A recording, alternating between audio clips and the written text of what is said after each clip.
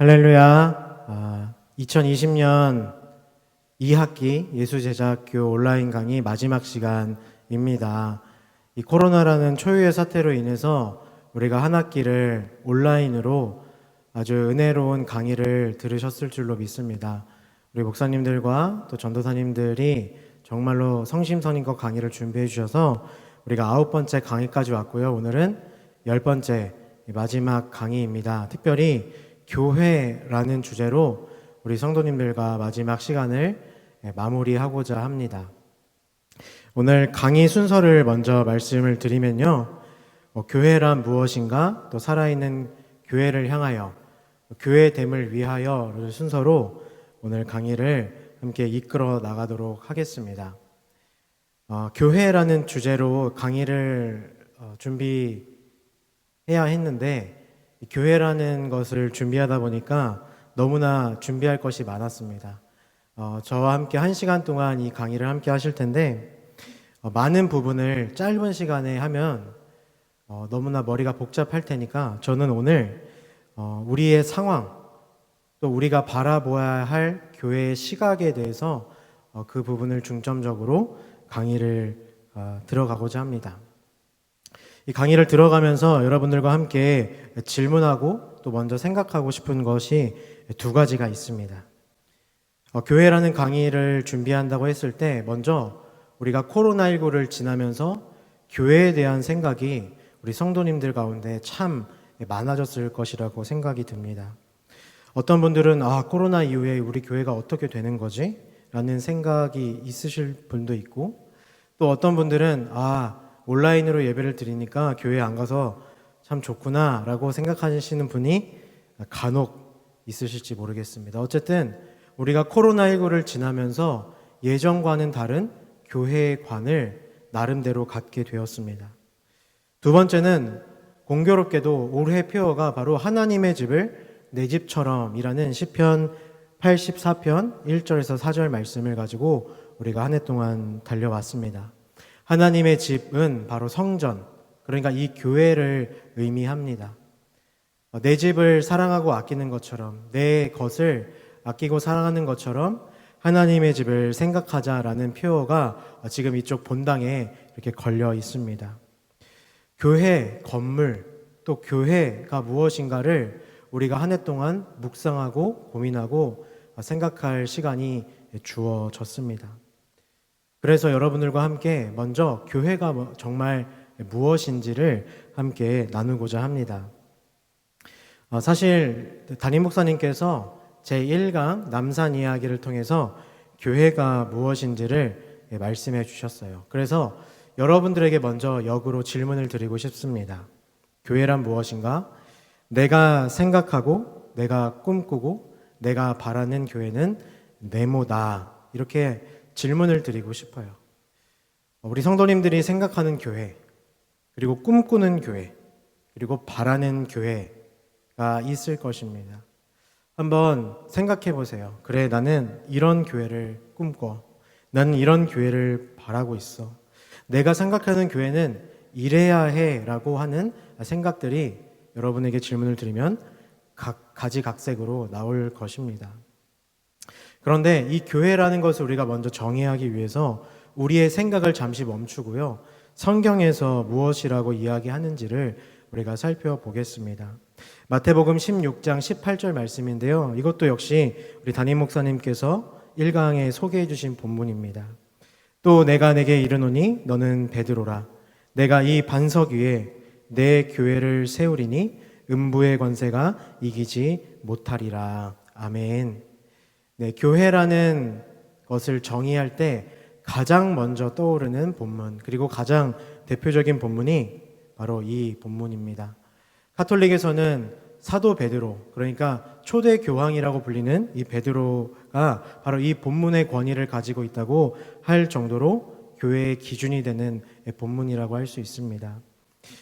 교회를 이야기할 때 여러 가지 개념이 있습니다. 이 역시도 담임 목사님께서 1강 때 이미 말씀하셨습니다. 에클레시아, 큐리아케, 각각 밖으로 불러내다, 주님께 속한 자들이라는 그런 의미들이 이 교회라는 말을 정의할 때 여러 가지가 있습니다.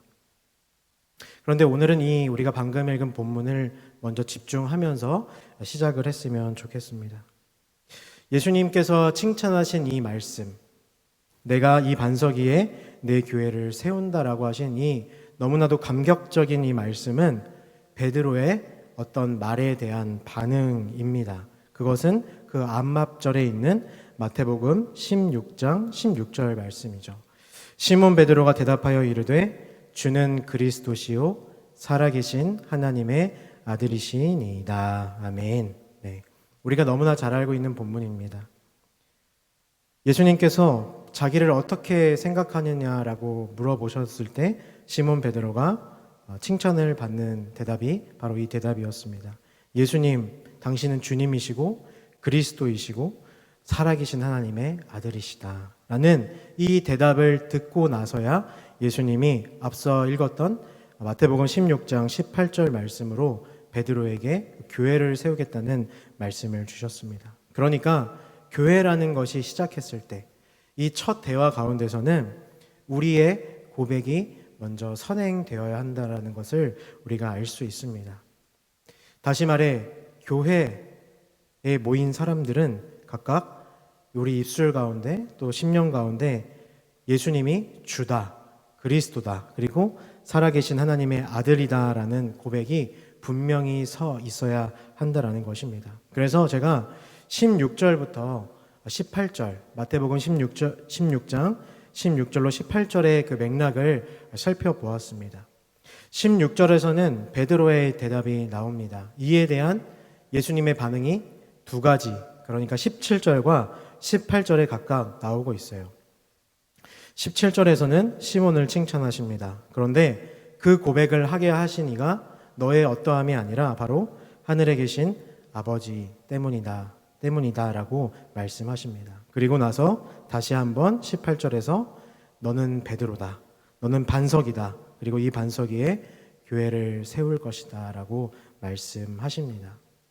그러니까 교회는 다시 한번 반복해서 말씀드리면 믿는 성도들의 온전한 고백 위에 세워지는데요. 그 고백은 바로 하나님으로부터 시작된 것입니다. 그래서 교회를 다시 한번 우리가 화면을 보면서 정리하겠습니다. 교회는 무엇일까요? 네, 고백 위에 세워진다고 분명히 말씀드렸습니다. 그런데 그 고백은 우리가 잘나서 할 수 있는, 우리가 탁월해서 할 수 있는 고백이 아니라 교회는 하나님으로부터 시작된 고백 위에 세워진다라고 우리가 정리할 수 있습니다. 다소 문장이 복잡한데요. 하나님으로부터 시작된 그 고백이 교회란 무엇인가에 대한 대답의 핵심이라고 할 수 있습니다. 지금 우리가 먼저 질문을 드렸던 교회가 무엇이? 내가 바라는 교회가 무엇이? 라고 했을 때 우리가 생각했던 그 생각을 잠시 내려놓고 교회는 하나님으로부터 시작된 그 고백 위에 세워진다라고 우리가 기초를 쌓아야 할 것입니다. 그래서 우리 성도님들과 함께 많은 분량이 있지만 신약 성서가 말하는 교회에 대해서 짧게 정리를 해봤습니다. 우리가 교회라는 말이 나오는 성경책에 다 밑줄을 긋으면요, 신약 성경에 굉장히 많이 나옵니다. 그 중에서도 마태복음, 또 사도행전, 고린도전후서, 에베소서, 골로새서, 요한계시록에 특히 이 교회라는 말, 에클레시아라는 말이 많이 나옵니다. 방금 살펴본 것처럼 마태복음은 교회의 단초가 됩니다. 교회가 시작할 수 있는 근거가 되는 책이 바로 마태복음이라고 할 수 있습니다. 그것을 이어받아서 사도행전에서는 우리가 잘 알듯이 초대교회의 시작과 발흥이 이루어지고 있습니다. 초대교회에 많은 역사들과 기적들이 있었습니다. 그래서 많은 사람들이 교회를 생각하면 초대교회를 먼저 생각하죠. 그래서 초대교회로 돌아가야 된다라고 말할 만큼 대부분의 역사가 사도행전에 많이 나타나 있습니다. 그런데 그 교회도 시간이 지나면서 문제가 생겼습니다.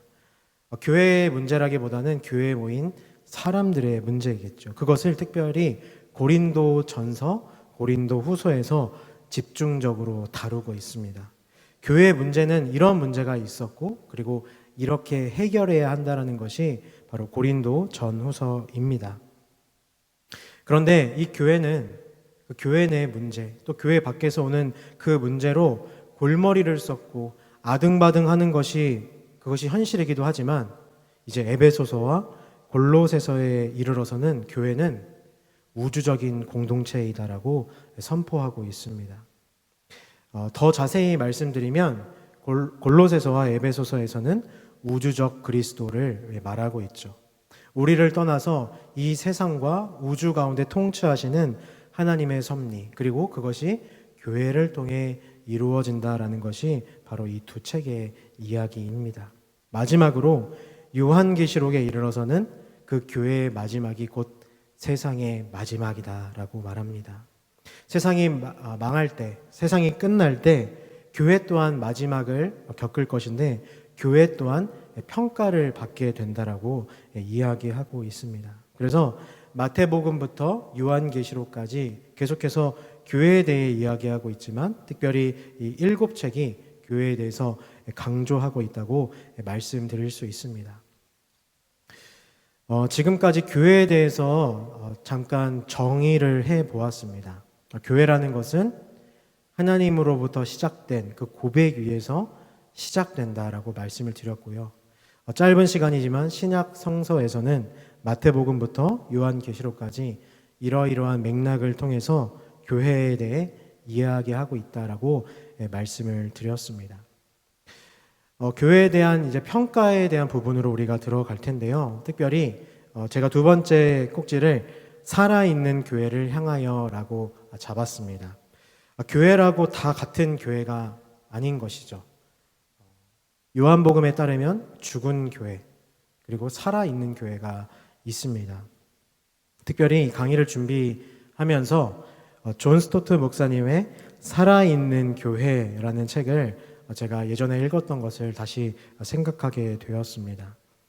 존 스토트 목사님이 굉장히 오래 목회를 하셨는데 말년에 썼던 책이 바로 이 책이라고 합니다. 그러니까 이 존 스토트 목사님의 목회의 마지막에 가장 농이 걷을 때 교회론에 대해 쓴 책이라고 할 수 있겠습니다.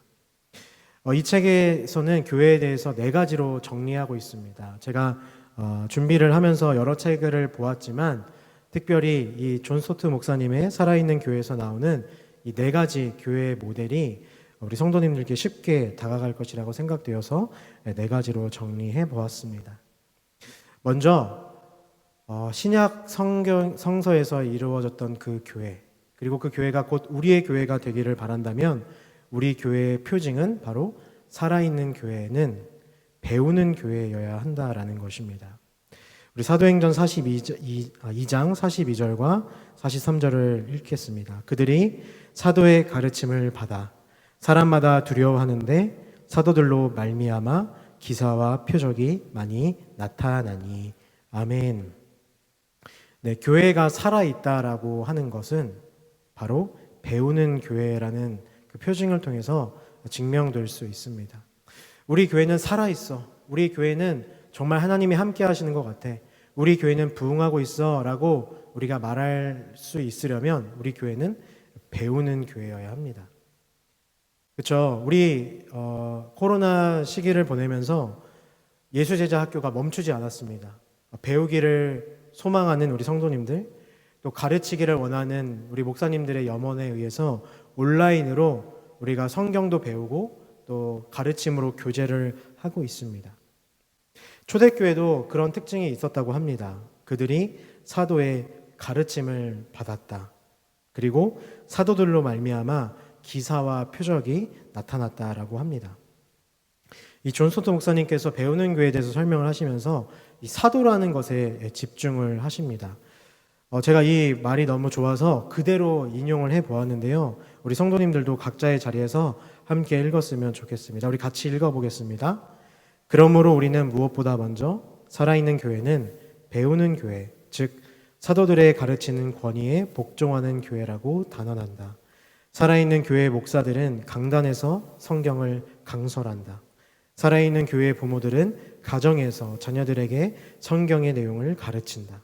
살아있는 교회의 교인들은 제자도에서 성장하기 위해 매일 성경을 읽고 묵상한다라고 존 스토트 목사님이 이야기하고 있습니다.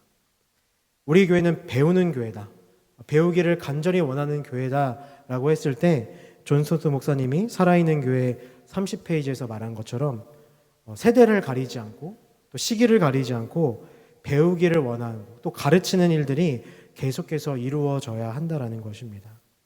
이 사도들의 가르침을 초대교회가 받았다고 하는데요, 이것은 단순히 어떤 교회 리더의 가르침을 받았다라는 것이 아니라 사도, 그러니까 그들의 권위를 존중하고 인정하고 그들의 가르침을 받았다라는 것입니다.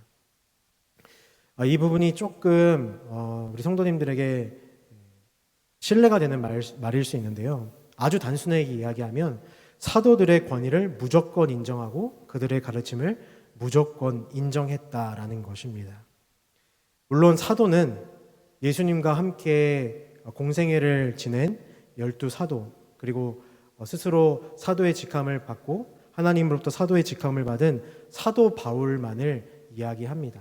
그러니 우리 지금 이 교회에 적용하기 위해서는 하나님의 말씀을 가르치는 목회자들, 또 교사들을 우리가 지칭할 수 있습니다. 그들의 권위를 인정하고 가르침을 받는 것, 그것이 살아있는 교회의 첫 번째 특징입니다. 단순히 나는 성경을 알고 싶어, 배우고 싶어라는 그런 욕구를 넘어서서 그런 가르쳐주는 사람에 대한 신뢰, 권위에 대한 인정이 있어야 배우는 교회라고 할 수 있습니다. 그래서 아까 읽었던 본문을 다시 한번 돌아보면요, 사도들의 가르침을 받으면서 그들을 두려워하는 동시에 기사와 표적이 나타났다라고 말하고 있습니다. 사도들의 말과 그들의 사역에 전적으로 동의하고 따랐다라는 것을 말합니다. 우리 남산의 성도님들께서도 방금 살아있는 교회 30페이지에 있는 것처럼 말씀을 선포하는 그 목사님의 말씀을 통해서 살아 움직이는 교회를 경험하게 되기를, 특별히 저는 이 부분에서 감동을 받았는데요, 부모들은 가정에서 자녀들에게 성경의 내용을 가르친다. 우리 부모님들 그렇게 하고 계시죠? 정말로 우리 교회가 살아있는 교회라고 한다면 각 가정에서도 성경 말씀을 우리 자녀들에게 가르쳐 주어야 할 줄로 믿습니다. 그리고 우리 성도님들 한 사람 한 사람들도, 교인들은 제자도에서 성장하기 위해 매일 성경을 읽고 묵상한다처럼 항상 어디에서든지 성경을 읽고 묵상하게 되기를 간절히 바랍니다. 살아있는 교회의 두 번째 특징은 바로 돌보는 교회입니다. 2장 42절 그리고 44절 45절을 제가 읽어드리겠습니다. 서로 교제하고 믿는 사람이 다 함께 있어 모든 물건을 통용하고 또 재산과 소유를 팔아 각 사람의 필요를 따라 나눠주며. 두 번째 특징은 바로 돌보는 교회입니다. 돌본다 그리고 교제한다, 둘 다 가능합니다. 그런데 우리가 개념적으로 이해하기로는 돌보다와 교제한다는 조금 다릅니다. 그런데 오늘 본문에 나와 있는 교제라는 것, 그리고 필요에 따라 나눠주고 통용한다라는 것은 돌보는 것, 교제를 모두 아우르는 그런 말입니다. 여전히 31페이지에서도 이 두 번째 교회에 대해서 이야기하고 있는데요, 교제는 헬라어로 코이노니아입니다. 코이노니아는 그리스도인의 공동적인 삶으로서 두 가지 진리, 함께 공유하는 것 그리고 함께 나누는 것 둘 다를 증거한다라고 말씀하고 있습니다. 무슨 말이냐면 교제라는 것은 우리가 밥을 먹고 또 친밀하게 말 그대로 교제를 나누는 것을 포함해서 우리의 삶을 공유하는 것을 말합니다. 삶을 공유하고 삶을 나누는 것. 그리고 삶을 공유하고 삶을 나누는 것에 대한 가장 큰 특징은 방금 읽어드렸던 말씀처럼 물건을 통용하는 것입니다. 우리가 한자리에 모여서 이야기하고 이야기를 들어주고 기도하는 것을 넘어서서 내 소유를 나누는 것, 그것이 바로 돌보는 교회의 특징입니다. 잠깐 앞에 본문을 한번 보여주시겠어요? 44절, 45절. 이 본문을 우리가 읽을 때마다 부담스럽습니다. 재산과 소유를 팔아 각 사람의 필요에 따라 나눠주며, 네. 항상 교회에 대해서 이야기를 할 때 이 본문을 우리가 벗어날 수 없습니다. 아주 급진적인 나눔을 포함하는 말이기는 합니다. 그러나 이 본문은 우리에게 지속적으로 나누라, 지속적으로 물건을 통용하라라고 이야기하고 있습니다. 한 번에 내 소유를 다 팔지 않아도 괜찮다고? 그래, 다행이구나 라는 것이 아니라 끊임없이 우리가 돌보는 교회라면, 또 교제하는 교회라면 커피를 마시고 식사를 하면서 교제하는 것을 넘어서서 서로에게 필요한 것을 나누고 베푸는 것까지 되어야 그것이 바로 돌보는 교회라고 할 수 있습니다. 세 번째 교회의 특징은 살아있는 교회는 예배하는 교회입니다. 동일하게 성경 본문 두 구절을 읽겠습니다. 떡을 떼며 오로지 기도하기를 힘쓰니라. 날마다 마음을 같이하여 성전에 모이기를 힘쓰고 집에서 떡을 떼며 기쁨과 순전한 마음으로 음식을 먹고. 아멘. 세 번째 교회의 특징은 바로 예배하는 교회입니다. 그렇죠. 이 교회라고 할 때, 본질을 이야기할 때 예배를 우리가 빼놓을 수 없습니다. 특별히 떡을 떼며 기도하기를 힘쓰니라를 제가 42절까지 끊었는데요. 이 떡을 뗀다라는 것은 식사를 하는 것을 넘어서 주의 만찬, 그러니까 성찬을 나누는 것을 의미합니다. 예전적인 요소가 분명히 있다라는 것이죠. 존 스토트 목사님이 여전히 세 번째 예배하는 교회에 대해서 특징을 이야기하고 있습니다. 떡을 떼며는 성찬 혹은 주의 만찬과 관련된 것이 확실하며, 기도하기는 개인 기도가 아니라 기도회와 기도 예배를 의미했다. 첫째, 그들의 예배는 공식적이면서도 비공식적이었다. 둘째, 초대교회의 예배는 기쁨이 넘치면서도 경건했다라고 되어 있습니다.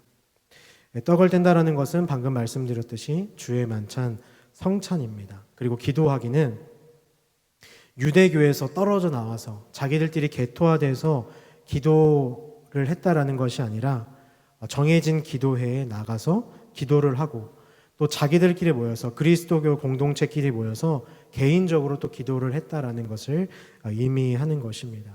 그러니까 살아있는 교회, 그리고 초대교회의 특징은 계속해서 예배를 끊임없이 드리는 모습을 우리가 알 수 있습니다.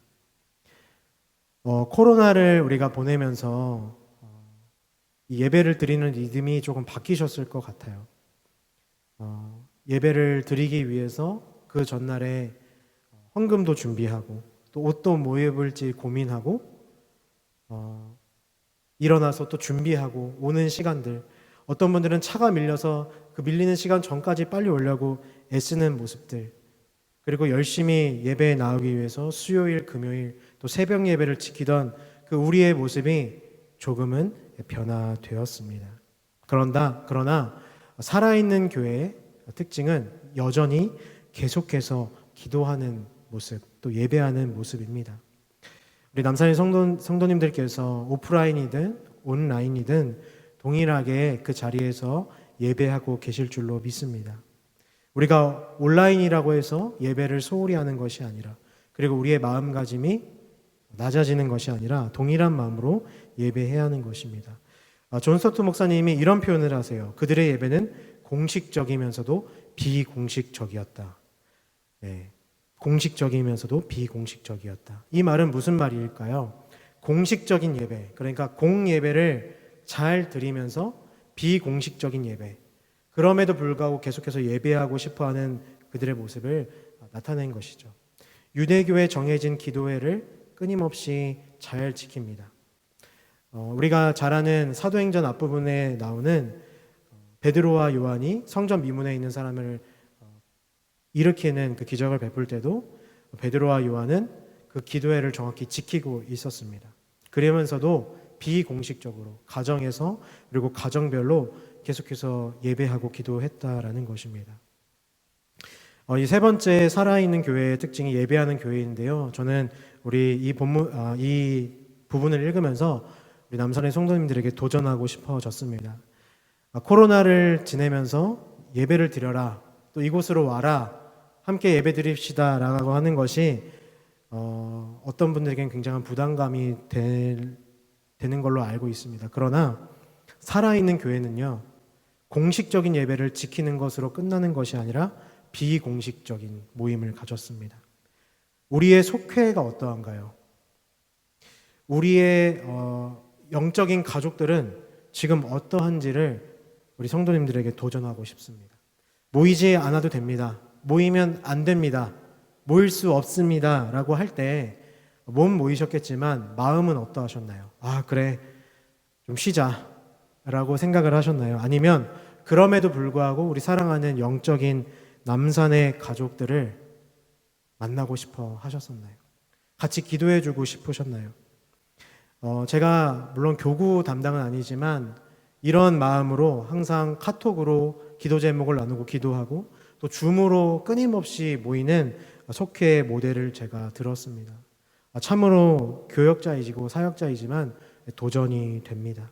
그것이 바로 이 교회가 살아있는 교회라는 증거가 되는 것입니다. 제가 이 부분을 좀 더 강조하면서 계속해서 넘어가고 싶은데요. 존 스토트 목사님이 예배하는 교회 그리고 42절과 46절을 말씀하시면서 기쁨이 넘친다라고 또 그것을 강조했습니다. 46절에 제가 읽어드릴게요. 집에서 떡을 떼며 기쁨과 순전한 마음으로 음식을 먹었다라고 6절에 기록되어 있습니다. 기뻤다라는 것이죠. 우리 사랑하는 남산의 성도님들이 예배로 나오실 때 기쁨이 넘치셨으면 좋겠습니다. 이 예배가 기쁨과 축제의 자리가 되고 그리고 우리 사랑하는 성도들을 만나는 것이 또 예배하는 것이 기쁨의 자리가 되기를 간절히 바랍니다.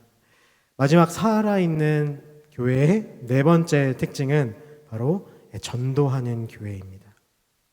이것은 42절에 없고요. 47절에만 있습니다.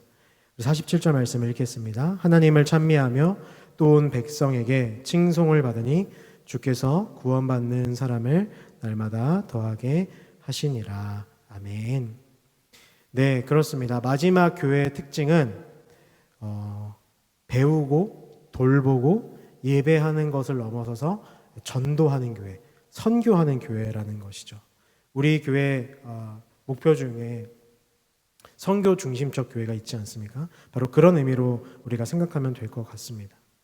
살아있는 교회의 네 번째 특징은 바로 전도하는 교회, 선교하는 교회입니다. 그런데 이 전도에도 열심과 노력과 우리의 열정이 담겨 있기도 하지만 존 스토트 목사님은 또 다른 면을 강조하십니다.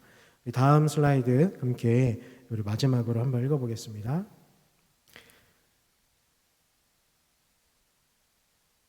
그러나 그분 자신이 전도하셨다. 이는 그분이 바로 교회의 머리시기 때문이다. 주님은 두 가지를 함께 하셨다. 그분은 구원받는 사람을 더하게 하셨다. 주님은 이 두 가지를 일상으로 혹은 날마다 하셨다. 네, 이렇게 마지막 살아있는 교회의 특징을 이야기하고 있습니다.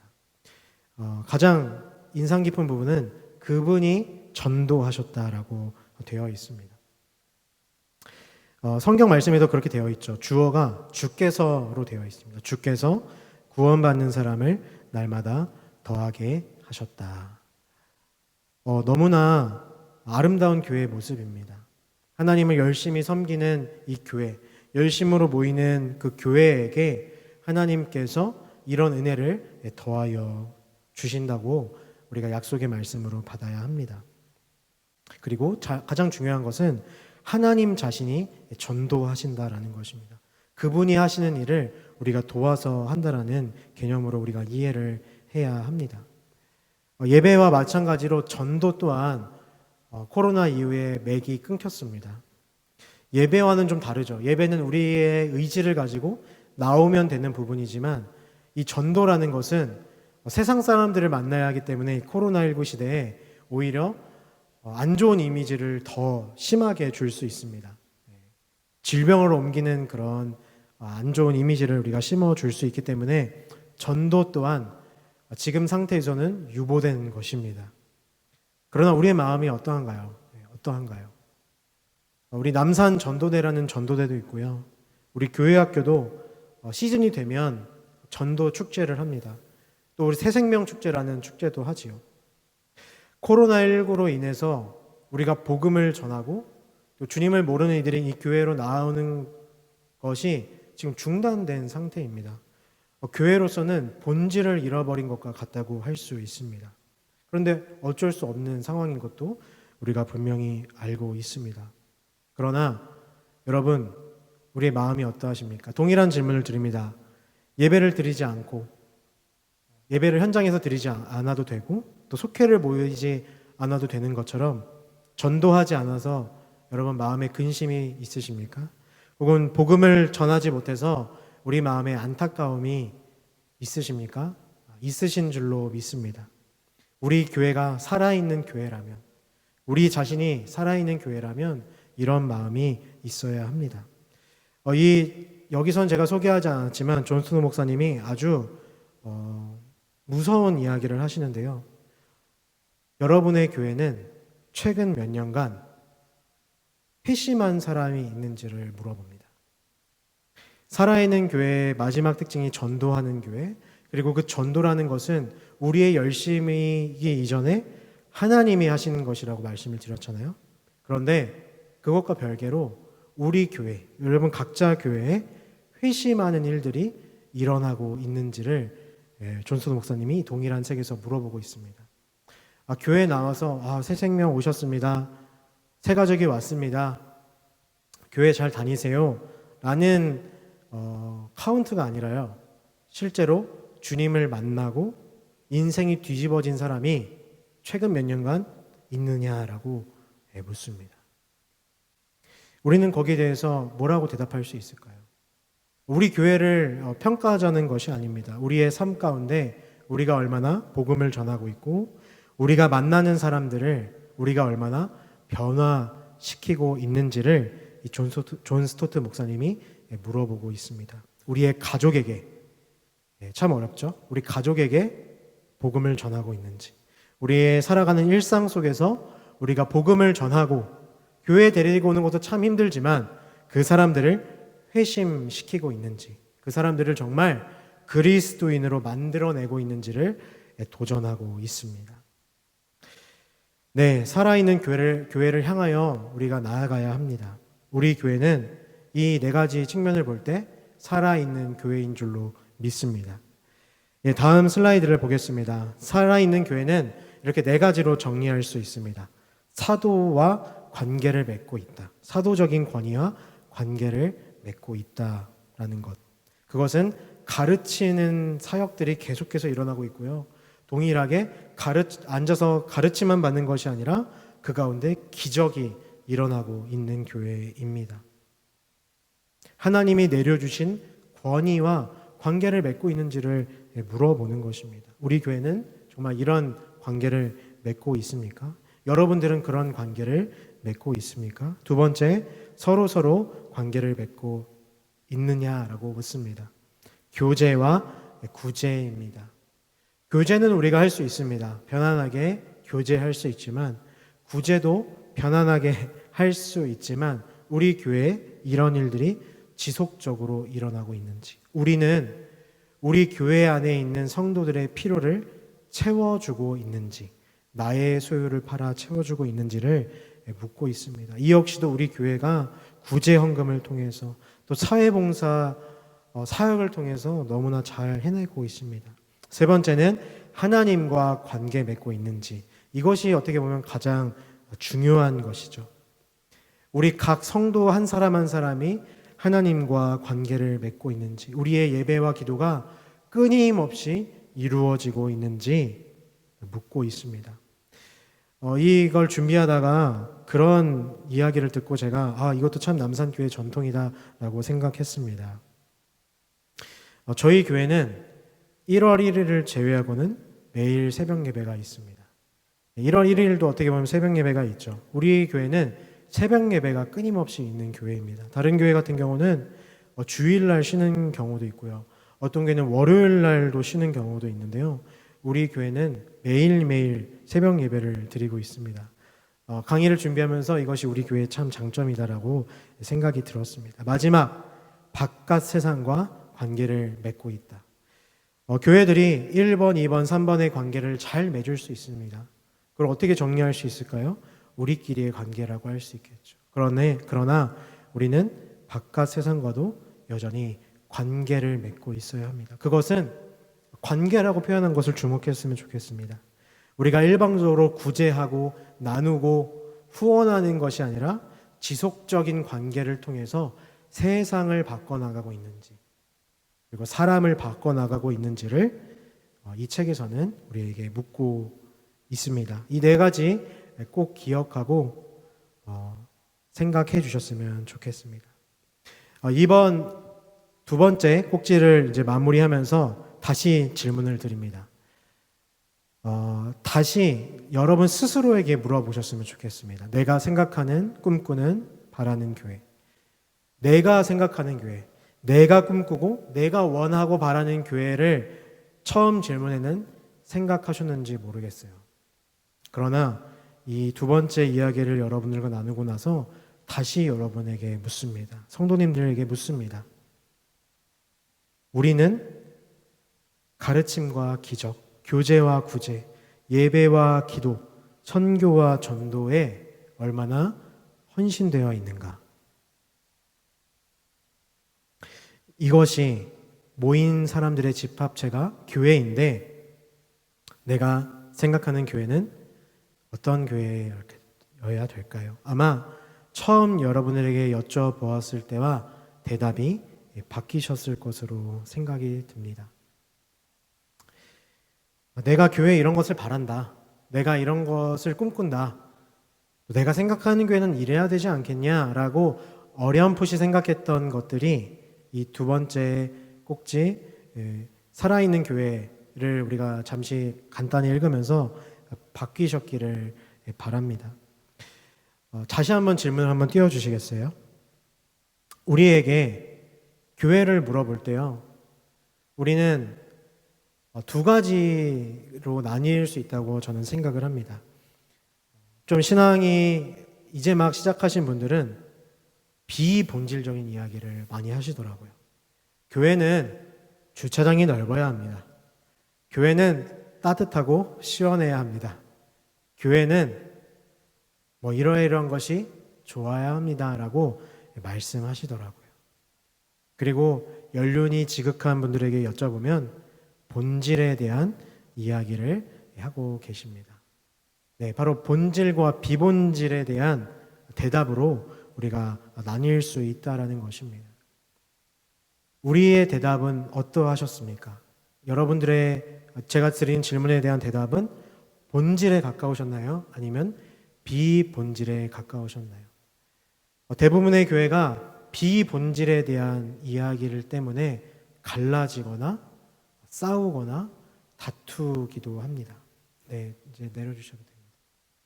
교회가 싸우는 일들을 제가 잠깐만 언급하겠습니다. 부정적인 이야기지만 우리가 예배를 더 잘 드려야 된다라고 싸우는 교회 보신 적 없으시죠? 우리가 기도를 더 오래 해야 합니다라고 하는 것 때문에 싸우는 교회 보신 적 없으십니다. 내 것을 더 많이 드려서 구제하겠습니다. 물론 우리가 균형감 있게 해야겠지만 그런 것 때문에 싸우고 뒤틀리고 갈라지는 교회는 본 적이 없습니다. 교회는 비본질적인 것을 놓고 싸우다가 놓고 논쟁하다가 분열되게 됩니다. 비본질적인 돈, 직제, 행정, 기타 여러 가지 것들이 교회를 안타깝게 만들고 있습니다. 그 비본질 또한 본질 안에서 담아내면 참 아름답게 발전적인 것으로 갈 수 있지만 대부분의 싸우는 교회, 비본질적인 교회를 보게 되면 안타까움을 금할 수가 없습니다. 그래서 마지막으로 여러분들과 함께 이제 교회됨, 정말로 교회됨이 무엇인지를 다시 한번 말씀을 통해서 점검하며 나아가도록 하겠습니다. 바울이 디모데에게 이야기합니다. 디모데전서 3장 15절에 이렇게 되어 있는데 우리 같이 읽겠습니다. 만일 내가 늦어지더라도 하나님의 가족 가운데서 사람이 어떻게 처신해야 하는지를 그대가 알게 하려는 것입니다. 이 가족은 살아계신 하나님의 교회요 진리의 기둥과 터입니다. 우리가 세번역 성경으로 읽어보았습니다. 바울이 디모데에게 교회를 부탁하고 있습니다. 교회를 이렇게 잘 세워야 합니다. 사람을 잘 세워야 합니다. 라고 말하는 맥락이 바로 이 본문입니다. 성경책에 있으시면 한번 같이 보셨으면 좋겠는데요. 디모데전서 3장은 직제에 대한 이야기입니다. 이거 아니에요. 네, 직제에 대한 이야기입니다. 감독, 집사 이런 것들이 3장 1절에서부터 쭉 이렇게 나오고 있습니다. 그리고 나서 디모데에게 부탁합니다. 내가 늦어지더라도 하나님의 가족을 잘 처신해서 다스려라. 너가 잘 알 것이다. 하나님의 교회, 이 교회는 진리의 기둥과 터이다라고 디모데에게 바울이 부탁하고 있습니다. 그러면서 경건에 대한 이야기를 하고 있습니다. 3장 16절, 네. 경건의 비밀은 참으로 놀랍습니다. 그분은 육신으로 나타나시고 성령으로 의롭다는 인정을 받으셨습니다. 천사들에게 보이시고 만국에 전파되셨습니다. 세상이 그분을 믿었고 그분은 영광에 쌓여 들려 올라가셨습니다. 아멘. 15절과 16절을 우리가 읽었는데요.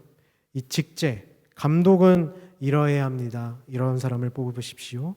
집사는 이래야 합니다. 교회는 이래야 합니다라는 그 가르침 가운데서 교회를 부탁한다라고 바울이 디모데에게 이야기하고 있습니다. 그런데 그 교회를 잘 지킬 수 있고 교회를 잘 드러낼 수 있는 것이 16절에 나오는 경건입니다. 그 경건의 비밀을 이야기하고 있습니다. 사람을 세우고 교회를 세우는 데 있어서 가장 중요한 것은 경건, 이 경건의 비밀이라고 말합니다. 그 경건의 비밀은 하나님을 드러내는 것입니다. 교회를 드러내는 것입니다. 어떤 모습으로 드러내는 것입니까? 3장 16절에 나와 있죠. 육신으로 나타나셨습니다. 그분이 성령으로 의롭다 인정을 받으셨습니다. 천사들에게 보이셨고 만국에 전파되셨고 세상이 그분을 믿었습니다. 하나님이, 예수님이 이 세상에 어떻게 드러나고 계시는지를 말해주고 있죠. 그러니까 교회도, 디모데 너가 교회인데 그 교회는 이렇게 하나님과 같이 예수님과 같이 드러나야 한다. 그러니 경건해야 한다라고 말하는 것입니다. 세상이 예수를 어떻게 바라보는가, 세상이 교회를 어떻게 바라보는가, 그 모습을 통해서 바라보는, 그 경건의 모습을 통해서 바라본다라는 것입니다. 아주 오래전에 나온 책인데요.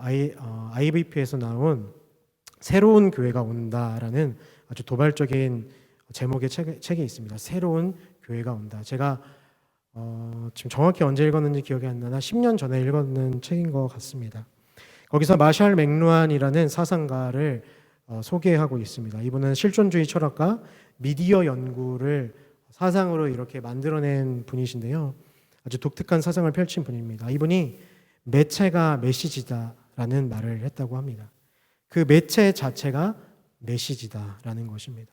보여지는 것 자체가 메시지다라는 것입니다. 비본질이 본질을 담고 있고 본질이 비본질을 담고 있다라는 것입니다. 그러니까 사람들이 이 세상을 바라보면서 또 사람들이 교회를 바라보면서 저 사람들은 이러이러한 게 있구나, 저러저러한 게 있구나, 이렇게 감안해서 보는 게 아니라는 거예요. 우리의 있는 모습 그대로가 바로 예수님의 모습이 될 수 있고 하나님의 모습이 될 수 있고 교회의 모습이 될 수 있다라는 것입니다. 제가 지금 무슨 말을 하고 싶은지 아시겠죠? 교회라는 것은 바로 이러해야 된다라고 지금 오랜 시간 동안 말씀해 드렸습니다. 그러니까 너 강의하는 전도사 너가 그렇게 똑바로 해. 달게 듣겠습니다. 교회의 지도자들이요 그렇게 하십시오. 달게 들어야 합니다. 그러나 교회라는 것은 바로 우리의 삶을 통해서 드러낸다. 우리의 삶이 메시지다라고 우리가 바꾸어 말할 수 있겠습니다. 나는 교인이고 저 교회는 다른 거예요. 다른 그 좋은 모습을 보여드릴 겁니다. 제 삶은 제 삶 따로입니다. 라고 하는 것이 아니라 우리의 모습이 곧 예수 그리스도의 모습이고 그것이 곧 교회의 모습이다. 주님이 우리에게 교회를 부탁하신 것과 같은 맥락입니다. 매체가 메시지다. 그리고 곧 우리가 교회의 모습이다라고 하는 것을 생각했을 때 아주 대표적인 성경 구절이 있습니다. 고린도전서 3장 16절입니다. 너희는 너희가 하나님의 성전인 것과 하나님의 성령이 너희 안에 계시는 것을 알지 못하느냐. 아멘. 네. 너희는 너희가 하나님의 성전인 것, 그리고 하나님의 성령이 너희 안에 계신 것을 알지 못하느냐라고 말합니다. 이 질문 앞에서 우리가 뭐라고 대답할 수 있을까요? 우리가 하나님의 성전인 것, 그리고 주의 성령이 우리 안에 계신 것을 우리는 잘 알고 있습니다. 고린도전서 3장은 구원에 대한 이야기를 하고 있습니다. 구원. 그러니까 이 3장 16절은 구원받은 너희가 어떤 모습으로 살아가야 하겠느냐를 말씀한 구절입니다. 딱 이것만 잘라내면 그렇게 볼 수 있습니다. 구원에 대한 확신이 있느냐? 물어보고 있는 것입니다. 세상에서 너희가 거룩함을 지니고 있느냐라고 묻고 있는 것입니다. 그것을 어떻게 확인하냐고요? 너희가 하나님의 성전이다. 너희 안에 하나님의 성령이 거하고 계시다. 제가 계속 무슨 말을 하고 있죠? 우리가 곧 주님의 몸된 교회다라는 것을 말하고 있습니다. 고린도전서 3장이 구원에 대한 이야기를 한다고 말씀드렸습니다. 구원의 날에 이런 일이 있을 것이고 저런 일이 있을 것이고 그러니까 너희가 어떻게 행실을 해야 하느냐 그런 맥락입니다. 구원에 대한 이야기로 다시 한번 넘어가서 톰 라이트가 마침내 드러난 하나님의 나라에서 구원에 대해서 이런 이야기를 했습니다. 구원의 온전한 의미는 첫 번째, 단지 영혼만이 아니라 인간 존재 전체에 대한 것이며 미래에 대한 것만이 아니라 현재에 대한 것이며 마지막 세 번째, 하나님이 우리 안에서 그리고 우리를 위하실 뿐 아니라 우리를 통하여 하시는 일에 대한 것이다. 말을 참 어렵게 해놨습니다만 구원이라는 것, 여러분 다 구원 받으셨잖아요. 구원의 온전한 의미를 아주 넓고 깊게 이야기했습니다. 우리의 영혼만 쏙 빠져서 천국 그리고 마지막 날에 구원 받는 것이 아니라 우리의 존재 전체가 구원받는 것. 동의하시죠? 그리고 구원이라는 것은 저 먼 마지막 미래에만 해당하는 것이 아니라 지금에도 하나님의 구원이 우리에게 영향을 주고 있다는 것을 믿는 것. 동의하시죠? 마지막 세 번째, 구원이라는 것은 하나님이 우리 안에서 그리고 우리를 위해서 행하신 일뿐만 아니라 우리를 통하여 하시는 일인 것입니다. 네, 그래서 저는 마지막 세 번째가 너무 와닿았습니다. 우리 슬라이드를 잠깐 보여주시겠어요? 하나님이 우리 안에서 그리고 우리를 위하실 뿐만 아니라 우리에게 행하신 것뿐만 아니라 for us. 그것이 뭐죠? 지금도 우리에게 주시는 은혜 그리고 예수 그리스도의 십자가의 은혜를 말하는 것이죠. 우리를 위하신 그 은혜뿐만 아니라 이제 우리를 통하여 through us 우리를 통하여 하시는 일에 대한 것이 바로 구원의 완성이라고 톰 라이트는 이야기합니다. 다시 한번 아주 쉬운 말로 정리를 해드리면 우리를 위해서 내가 구원받았어. 그래, 내가 예수님을 믿고 구원을 받은 그 지점에서 끝나는 것이 아니라 그 감격과 그 기쁨과 구원받음이 우리를 통하여 이 세상과 삶 가운데 하나님이 하시는 일을 통해서 구원이 완성된다라는 것입니다. 너무나 멋진 말이죠. 동의하실 줄로 믿습니다. 그러니까 우리의 신자됨, 우리의 성도됨, 우리의 교회됨을 통해서 그리고 하나님의 일하심을 통해서 구원이 이루어진다라는 것입니다. 네, 그래서 마지막 세 번째를 이렇게 정리해 볼 수 있겠습니다. 하나님이 우리를 통하여 하시는 일이 곧 선교이자 복음 전도라는 것입니다. 하나님이 우리를 통하여 하시는 일, 그것이 선교이자 복음 전도입니다. 그래서 우리는 교회인 것입니다. 아까 처음에 사도 베드로의 고백을 여러분 기억하실 것입니다. 그래서 그 고백이 교회의 기초가 된다고 말씀드렸는데요. 그 고백 또한 스스로 한 것인가요? 아니죠. 바로 하나님이 그렇게 하신 것이라고 예수님이 말씀하셨습니다. 하나님께서 일하시는 것, 우리의 삶을 통해서 어떤 방식으로든 일하시는 그것이 바로 교회된 우리가 하나님을 드러내는 유일한 방식입니다. 그래서 우리는 교회를 합니다. 우리는 교회를 합니다. 그리고 교회가 되는 사명을 부여받았습니다. 사랑하는 남산의 성도 여러분, 여러분에게 다시 한번 묻습니다. 네, 계속해서 묻고 있죠. 여러분에게 묻습니다. 나에게 물어보십시오. 내가 생각하는 교회, 내가 꿈꾸는 교회, 내가 바라는 교회는 무엇입니까? 질문이 바뀌어야겠죠. 하나님이 원하는 나의 모습은 무엇인가? 그리고 내가 어떻게 교회 되기를 원하시는가를 우리는 물어야 할 줄로 믿습니다. 강의를 이렇게 정리하고자 합니다. 예수제자학교가 초유의 사태를 맞아서 온라인 강의로 10가지 강의를 여러분들과 함께 나누었습니다. 우리 성도님들 시간 될 때마다 그 강의를 꼭 보시기를 바라겠고요.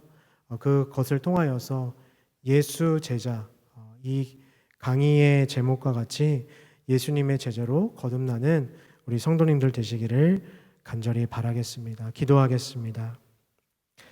하나님 아버지, 한 해 동안 또 코로나19로 신음하는 이 가운데서도 온라인이라는 매개체를 통해서 이 남산교회가 끊임없이 주님의 말씀을 나누게 하심을 감사드립니다. 하나님, 주님께서 우리에게 부어주신 10가지 이야기들, 하나님 우리의 생각과 우리의 머릿속에서 떠나지 않게 하여 주시고, 특별히 오늘 함께 나눈 이 교회라는 강의를 통해서 우리가 교회됨을, 우리가 교회되는 사명을 받았음을 잊지 않고 우리가 교회라는 자부심과 사명감을 가지고 이 세상에서 승리하는 남산의 성도들이 될 수 있도록 인도하여 주시옵소서. 우리에게 새로운 사명을 주시고 또 우리에게 여전히 이 교회로 우리를 부름받게 해주심을 감사드립니다. 교회를 사랑하고 하나님의 집을 내 집처럼 여기며 나아가는 우리 모든 남산의 성도들 될 수 있도록 인도하여 주시옵소서. 감사드리며 이 모든 말씀 예수님의 이름으로 기도드립니다. 아멘.